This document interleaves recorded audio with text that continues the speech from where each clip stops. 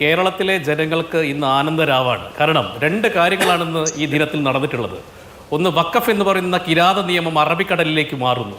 രണ്ടാമത്തെ കാര്യം, പിണറായി വിജയന്റെ മകളായിട്ടുള്ള വീണ തൈക്കണ്ടിയിൽ എന്ന് പറയുന്ന ഒരുപക്ഷെ കേരളം കണ്ട ഏറ്റവും വലിയ അഴിമതിക്കാരി ജയിലറയിലേക്ക് പോകാനുള്ള ഒരുക്കത്തിലാണ് കേരളത്തിൽ നിൽക്കുന്നത്. ഈ രണ്ട് സാഹചര്യമുണ്ട്. അങ്ങ് പറയുന്നത് രാഷ്ട്രീയ പ്രേരിതമാണെന്ന് റെജി ലൂക്കോസ് പറയുന്നതിൻ്റെ ഔചിത്യം എനിക്കിപ്പോഴും മനസ്സിലാകുന്നില്ല. അങ്ങ് മനസ്സിലാക്കണം, ഇതിൻ്റെ ഈ കേസിൻ്റെ നാൾ വഴികൾ കൃത്യമായിട്ട് പരിശോധിച്ച് നോക്കിക്കഴിഞ്ഞാൽ നോക്കൂ, അദ്ദേഹം നടത്തിയിട്ടുള്ള വീണ തൈക്കണ്ടിയിൽ നടത്തിയ തട്ടിപ്പിൻ്റെ എല്ലാ ഘടകങ്ങളും, ആ തട്ടിപ്പുമായി ബന്ധപ്പെട്ട് നിൽക്കുന്ന മുഴുവൻ ഏജൻസികളുടെയും അവസാനഘട്ട അന്വേഷണം എന്ന രീതിയിലാണ് SFIയുടെ അന്വേഷണം ഉണ്ടായത്. SFIയുടെ അന്വേഷണത്തിൽ കൃത്യമായിട്ട് കണ്ടെത്തിയിട്ടുണ്ട് ഇതിനകത്ത് വീണ വിജയൻ കുറ്റക്കാരിയാണ്. നമ്മൾ ഒരു ആഴ്ചയ്ക്ക് മുമ്പാണ് അങ്ങും ഞാനും ഒക്കെ ഒരു വിജിലൻസുമായി ബന്ധപ്പെട്ടൊരു ചർച്ചയുണ്ടായിരുന്നത്. അന്ന് അങ്ങും ഞാനും പറഞ്ഞിരുന്ന സംഖ്യ, വീണ വിജയൻ മാസപ്പടി മേടിച്ച സംഖ്യ എന്ന് പറയുന്നത് 1,78,000 ആണെങ്കിൽ ഇപ്പോൾ നോക്കൂ 2,70,2.72 കോടി രൂപയാണ് വീണ വിജയൻ കൈപ്പറ്റിയിട്ടുള്ളത്. അപ്പൊ ഇതിനകത്ത് ഇത് രാഷ്ട്രീയ പ്രേരിതമായിട്ടുള്ള ഒരു ആരോപണമായിട്ട് ഞങ്ങൾ കാണുന്നില്ല. കേരളത്തിൽ എത്ര ലക്ഷക്കണക്കിന് സ്ത്രീകൾ ഇവിടെ വിവിധ രീതിയിലുള്ള സ്റ്റാർട്ടപ്പ് പദ്ധതികൾ ചെയ്യുന്നുണ്ട്, വിവിധ തരത്തിലുള്ള ബിസിനസ്സുകൾ ചെയ്യുന്നുണ്ട്. അവരെ ആരെങ്കിലും EDയും SFIയും അന്വേഷണത്തിലേക്ക് കൊണ്ടുപോയിട്ടുണ്ടോ? ഉണ്ടായിട്ടില്ല. കാരണം എന്താണ്?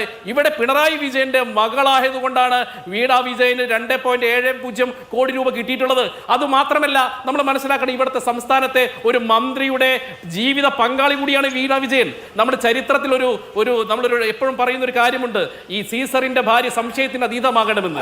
വളരെ കോർപ്പറേറ്റ് ഫ്രോഡാണ് ആരോപണ വിധേയമായിരിക്കുന്നത്. ഇപ്പോൾ ആദായ നികുതി ഇന്ററിം സെറ്റിൽമെന്റ് ബോർഡിന്റെ കണ്ടെത്തൽ വന്നതിനെ തുടർന്ന് കേരളത്തിൽ വലിയ രാഷ്ട്രീയ കോളിളക്കം ഉണ്ടാവുകയും തുടർന്ന് കേരള ഹൈക്കോടതിയിൽ ഹർജികൾ പോവുകയും കോടതിയുടെ ഇടപെടൽ വരികയും ഒക്കെ ചെയ്ത സാഹചര്യത്തിലാണ് SFIയുടെ അന്വേഷണം വരുന്നത്. നോക്കൂ, ഇത് രജിസ്റ്റർ ചെയ്തിട്ടുള്ള ഒരു കമ്പനിയാണ്. ആ കമ്പനി പിന്നീട് ഡോർമെന്റ് ആണെന്ന് കാണിച്ച് പൂട്ടുകയും ചെയ്തു. അപ്പോൾ ഈ ഘട്ടത്തിൽ ഒരിടത്തും എവിടെയും ഈ രജിസ്ട്രാർ ഓഫ് കമ്പനീസിനോ കമ്പനി കാര്യ മന്ത്രാലയത്തിനോ ഇവിടെ ഫ്രോഡ് നടന്നതായി അറിവുണ്ടായിരുന്നില്ല. എന്ന് മാത്രമല്ല, ഈ ആദായ നികുതി വകുപ്പിന്റെ ഈ കണ്ടെത്തലുകൾ, ഈ റിക്കവറി എന്ന് പറയുന്നത് 2019 ഇതിപ്പോൾ 2025 എന്ന് ഓർക്കണം. അപ്പോൾ കോടതിയിൽ ഈ വിഷയം ഒരു ഹർജിയായി വരികയും രാഷ്ട്രീയ കോളിളക്കം ഉണ്ടാവുകയും ഒക്കെ ചെയ്യുമ്പോഴാണോ എന്നാൽ SFIO അന്വേഷിക്കട്ടെ, ഇതിൽ എന്തെങ്കിലും കുഴപ്പമുണ്ടോ എന്ന് നോക്കാമെന്ന് കമ്പനി കാര്യ മന്ത്രാലയത്തിന് തോന്നുന്നത്?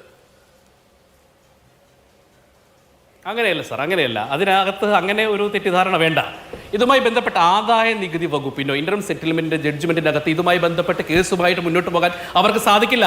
അതുമായി ബന്ധപ്പെട്ടാണ് അവർ ED അന്വേഷണം നടക്കുന്നത്. നമുക്കറിയാമല്ലോ, ഈ VDയുമായി ബന്ധപ്പെട്ട് വീണ വിജയൻ അടക്കം ED അന്വേഷിക്കുന്നുണ്ട്. ED നടത്തിയ അന്വേഷണത്തിലാണ് ഇതൊരു സാമ്പത്തിക കുറ്റകൃത്യമാണ്, ഇന്ത്യ കണ്ടിട്ടുള്ള, കേരളം കണ്ട ഏറ്റവും വലിയ സാമ്പത്തിക അഴിമതിയാണ്. അതുകൊണ്ട് ഇന്ത്യയിൽ തന്നെ ഏറ്റവും ഈ എല്ലാ ഘടകങ്ങളെയും ഒരുമിച്ച് ഏകോപിപ്പിച്ച് അന്വേഷണം നടത്താൻ പറ്റുന്ന ഇന്ത്യയിലെ നമ്പർ 1 ഏജൻസി അത് SFIO ആണ്.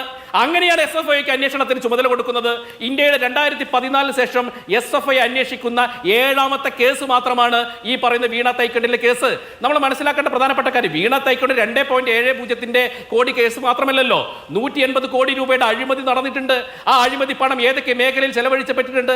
നേരത്തെ സൂചിപ്പിച്ച പോലെ EKയും KKയും ഒക്കെ ഇതിനകത്ത് പ്രതികളായിട്ട് വരേണ്ട സാഹചര്യമുണ്ട്. അത് മാത്രമല്ല, ഈ നേരത്തെ പറഞ്ഞല്ലോ, റെജി ലൂക്കോസ് പറഞ്ഞു, താങ്കൾ പറഞ്ഞത് ഒരു പ്രധാനപ്പെട്ട പോയിന്റ് ആണ്. അതായത് 182 കോടി രൂപ 2013 മുതൽ 2019 വരെ ഇവർ വ്യാജമായ നിലയിൽ അല്ലെങ്കിൽ ഫ്രോഡുണ്ടായ നിലയിൽ ചെലവഴിച്ചിട്ടുണ്ട്. അതിന്റെ ഗുണഭോക്താക്കളായവരിൽ ട്രേഡ് യൂണിയൻ നേതാക്കൾ മുതൽ ഉന്നത രാഷ്ട്രീയ നേതാക്കൾ വരെയുണ്ട്. അത് വളരെ ഗൗരവമായ വിഷയമാണ്. ഇവിടെ ഇപ്പോൾ വീണ തൈക്കണ്ടിയിൽ ഒരു കമ്പനി നടത്തി ആ കമ്പനിയുടെ സേവനത്തിനുള്ള പ്രതിഫലം എന്നുള്ള നിലയിലാണെന്ന് വാദിക്കുകയും ചെയ്യാം. പക്ഷേ മറ്റേ 182 കോടിയുടെ കേസിൽ അങ്ങനെ പോലും വാദിക്കാൻ പറ്റില്ല.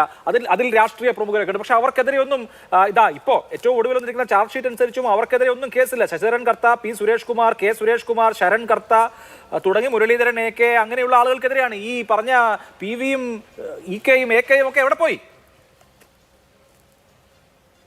അല്ല, ഇതിനകത്ത് സാർ നമുക്കൊരു കമ്പനി മുതലാളിയെയും അതിൻ്റെ ഫിനാൻസ് മാനേജറെയും ഇതിനകത്ത് വീണ തൈക്കണ്ടിയിൽ അടക്കമുള്ള ആളുകളെ പ്രോസിക്യൂഷൻ ചെയ്യാനുള്ള തീരുമാനമായല്ലോ. അതുമായി ബന്ധപ്പെട്ട് കോടതി നടപടികൾ കൃത്യമായിട്ട് നടക്കുന്നുണ്ട്. സ്വാഭാവികമായിട്ട് വീണ തൈക്കണ്ടിയിൽ അടക്കം ഇത് സേവനം വാങ്ങാതെയാണ് പണം മേടിച്ചെന്ന് ഔദ്യോഗികമായിട്ട് അന്വേഷണ ഏജൻസികൾ മുമ്പിൽ ബോധിപ്പിച്ചത് ഈ പറയുന്ന ഈ കമ്പനിയുടെ ഉടമസ്ഥനും അതിൻ്റെ ഫിനാൻസ് മാനേജർ അടക്കമുള്ള ആളുകളാണ്. അപ്പോൾ സ്വാഭാവികമായിട്ട് ഇതിൻ്റെ അന്തിമ വിധി വരുന്ന സമയത്ത് സ്വാഭാവികമായിട്ട് അറിയാം ഇതിനകത്ത് ഇനി ആരൊക്കെയാണ്, ഏതൊക്കെ വൻമരങ്ങളാണ് ഈ കോക്കസിനകത്തുള്ളത്, ഏതൊക്കെ വൻമരങ്ങളാണ് പണം സമ്പാദിച്ചിട്ടുള്ളത്, ആ പണം ഏതൊക്കെ മേഖലയിലേക്കാണ് പോയിട്ടുള്ളത്, കൃത്യമായിട്ടുള്ള അന്വേഷണം ഉണ്ടാവും. അതിന്റെ നടപടികളുമായിട്ടാണ് SFI മുന്നോട്ട് പോകുന്നത്. ശരി.